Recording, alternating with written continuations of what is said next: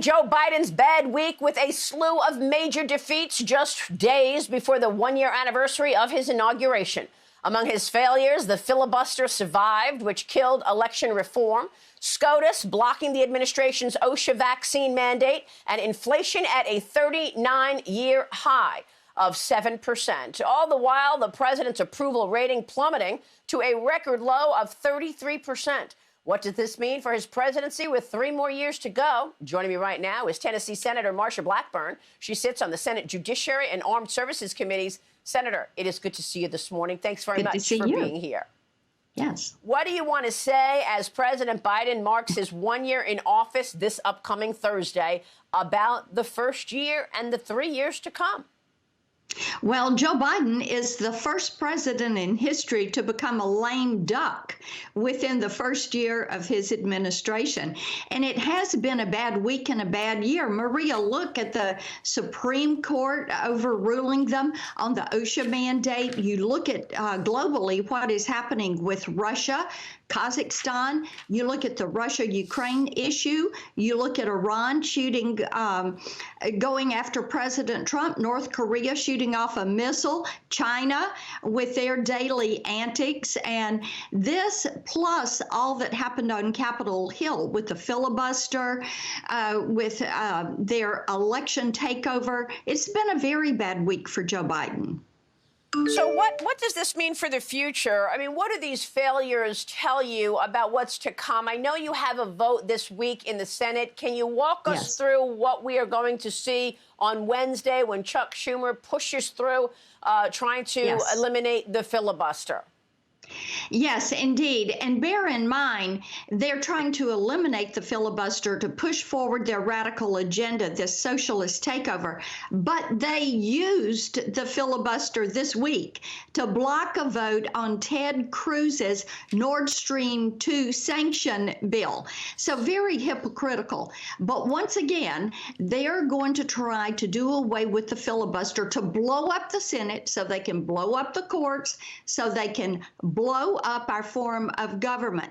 Manchin and Sinema have said in no way, shape, or form are they going to do that.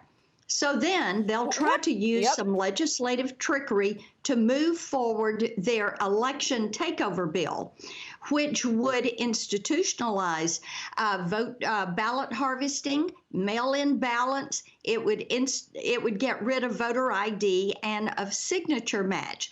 They know that these radical policies are the only way that they can win. So they're willing to strip people of some of their rights, strip our states of their constitutional authority in order to get the power they want. Well, you heard Kyrsten Sinema last week take a stand, say she is against eliminating the filibuster. What are your thoughts on this pushback from Joe Manchin and Kyrsten Sinema right now? Are they going to hold firm? I think they're going to hold firm. But here's the thing, Maria. We as Republicans cannot depend on Manchin and Sinema to do our job.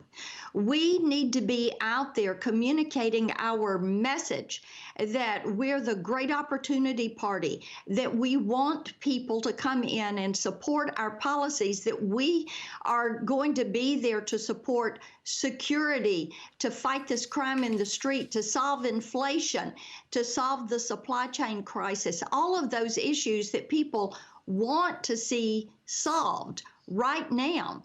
And they don't want to hear about these antics and the politics or the partisanship. They want things that are going to make their life better. They're going to the grocery store. There's no food. I went there Friday night. No lettuce, no celery, no berries, no avocados at my grocery store. People want this solved. Inflation. I did a telephone town hall last week. 93% of the tens of thousands of people on that call, 93%. Said inflation is adversely impacting their family budget. This is the action people are wanting to see, and they're very frustrated with the Biden administration. They know he is weak, they know he is rudderless, and they are very frustrated with the Democrat leadership in the Senate and the House. So, Senator, I know there's a conversation about trying to convince Kyrsten Sinema to change parties. There was also a conversation around Joe Manchin, the same thing. What are the odds that Kyrsten Sinema changes parties and leaves the Democrat Party? I don't know what those odds would be, but what I do know is this.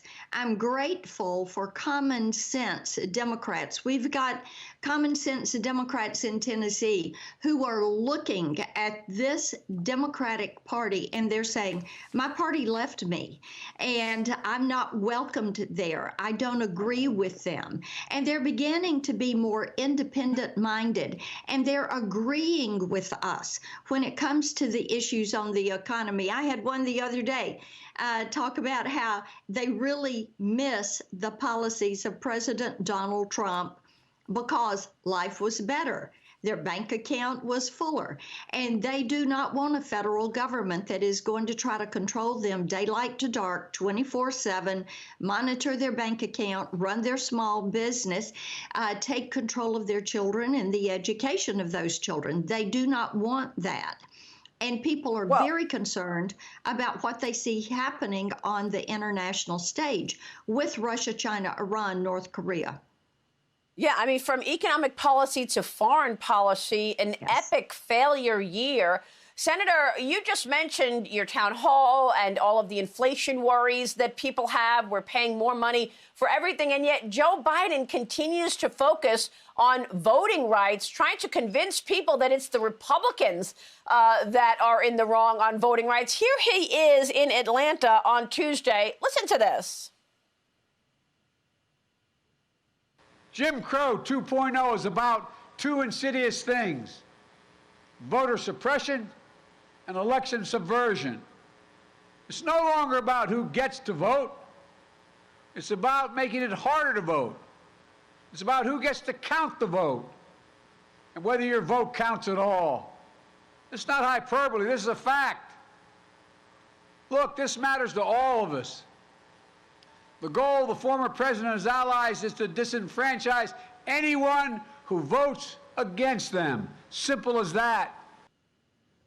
Senator, he said it's not hyperbole. Meanwhile, the speech was panned on both sides of the aisle. I want to get your take on what the Republicans are going to do about this, because Michelle Obama just announced that she plans to register 1 million new voters ahead of the 2022 midterms. Her group was also aiming to enlist 100,000 people to contact senators about election laws and recruit thousands of lawyers to what she claims is protecting voter rights. Well, first of all, I think that Manchin, Sinema, and common sense Democrats that oppose this federalizing of elections should be very offended by Joe Biden comparing them to people that were racist. Secondly, Michelle Obama can register all the people she wants, Maria, but what she's going to be doing is registering people who are not going to be voting with the Democrats. What she's going to be doing is registering people who do not want a socialist takeover of this country.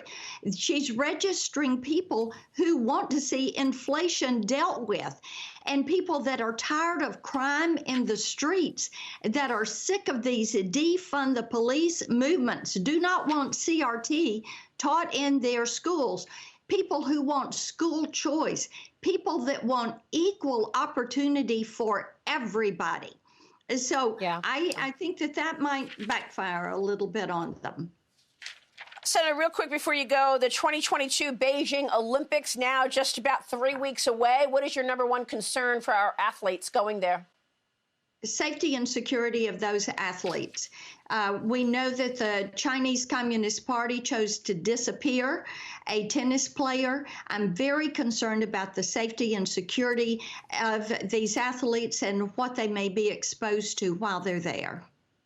All right, Senator, it's good to catch up with you. Thanks very much. Marsha Blackburn, we will see you soon. And thank you for your leadership, Senator.